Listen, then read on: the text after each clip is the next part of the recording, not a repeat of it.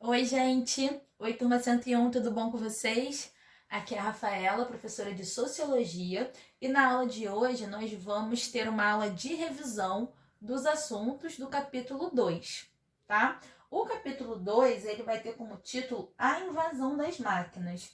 Então, a gente vai estudar como era antes das máquinas o surgimento das máquinas, certo? A gente vai ter esse comparativo.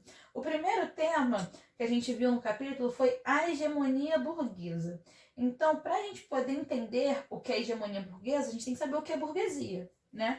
A burguesia é uma palavra, gente, usada em economia, política, filosofia, sociologia, história, ou seja, em vários ramos do conhecimento que é usada, né, para denominar uma classe social que possui dinheiro, conhecimento e tem uma visão mais materialista do mundo. De uma forma geral, a gente acaba simplificando, falando que a burguesia ela representa a classe social dos patrões, certo? E o que vai acontecer? A hegemonia burguesa que a gente vai abordar aqui no capítulo 2, ela foi criada na Europa no contexto do século XVIII, uma burguesia comercial. Certo? O que é essa burguesia comercial? É a classe social que enriquece pela prática do comércio.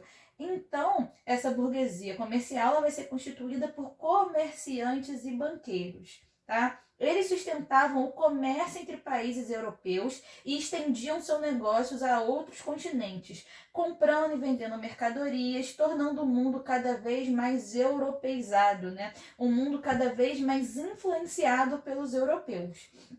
Como consequência, se organizava a produção manufatureira. O que é a manufatura? Manufatura, gente, significa uma obra feita à mão. Tá? A compra de matérias-primas e a organização da produção por meio do trabalho em casa ou do trabalho em oficinas levavam ao desenvolvimento de um novo processo produtivo, diferente daquele processo artesanal e das empresas existentes naquela época. Cuidado, tá, gente? Quando a gente fala que empresas, não pense na empresa que nem a gente conhece hoje em dia, super organizada, com vários funcionários, tá? Ou as empresas eram pequenas organizações familiares que se organizavam para pequenas produções, tá bem?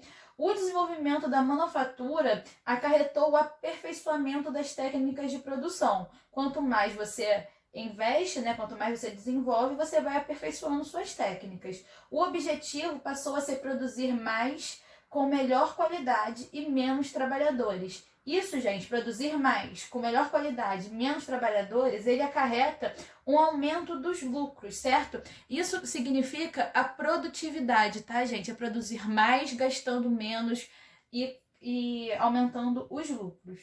Beleza? Só que o que vai acontecer? Vai surgir as máquinas. Esse é o segundo tópico que a gente abordou no capítulo 2. Foi feito um investimento em pesquisas para a invenção das máquinas que melhorassem o processo produtivo. Foram criadas máquinas, por exemplo, de desencaroçar e tecer o algodão, e foi iniciada a utilização da máquina a vapor e de diversos inventos destinados a aumentar a produtividade do trabalho.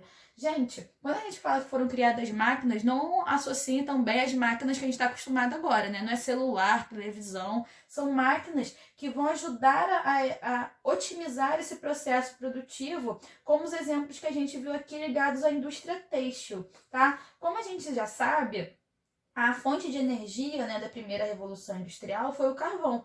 Por isso que a gente pontua, né, que foi iniciada a utilização da máquina a vapor, tá?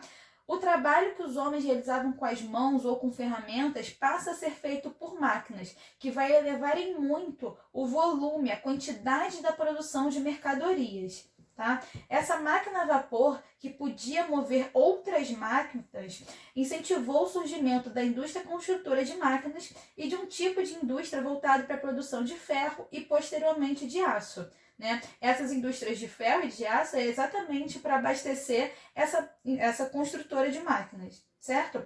Essas profundas alterações no processo produtivo vai fazer com que o trabalho mecânico passasse a conviver com o trabalho artesanal. Isso aqui é muito importante a gente pontuar, tá, gente? Quando a gente fala que surgiu as máquinas, máquinas, não quer dizer que do dia para a noite todo mundo começou a usar máquina e tudo que era feito antes passa a deixar de existir. Não é assim, tudo é um processo, tudo é um desenvolvimento. Então a gente vai ter como que o trabalho mecânico convivendo com esse trabalho artesanal. Tá? A maquinofatura se completava com o trabalho assalariado, incluindo a utilização numa escala crescente da mão de obra feminina e do trabalho infantil, certo?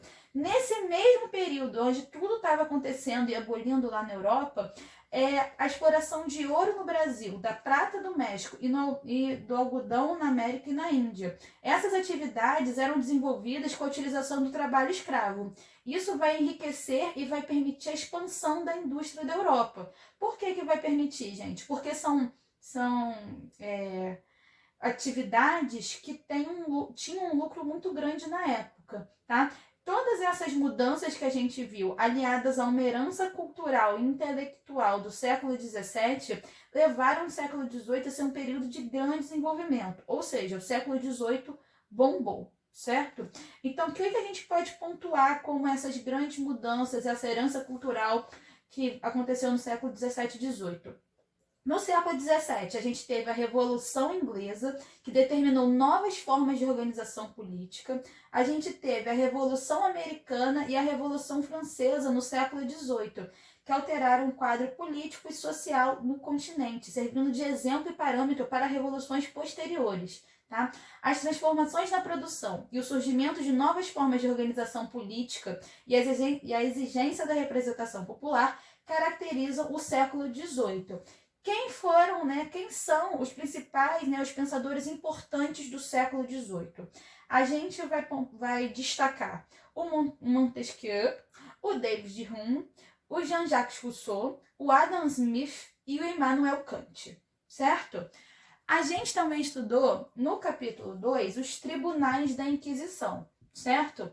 Primeiro a gente vai entender o que é a Inquisição. A Inquisição, gente, foi a perseguição e julgamentos daqueles considerados uma ameaça à doutrina da Igreja Católica, certo? Já os tribunais da Inquisição foi o local criado onde os suspeitos eram julgados e as penas podiam ser prisão e morte na fogueira, tá? Quem foram as pessoas perseguidas por esses tribunais da Inquisição? Muitos cientistas foram perseguidos, censurados e até condenados por defender as ideias contrárias da doutrina da Igreja Católica. A gente tem casos conhecidos, casos mais famosos, como por exemplo, o do astrônomo Galileu Galilei, que escapou por pouco da fogueira por afirmar que a Terra girava ao redor do Sol, e do cientista italiano Giordano Bruno, que ele foi acusado de heresia, foi excomungado pelos calvinistas porque afirmava que o universo está em constante transformação. O Giordano Bruno ele foi julgado por sustentar as opiniões contrárias à fé católica, ficou preso em Roma por 8 anos e foi condenado à morte por esses tribunais da Inquisição.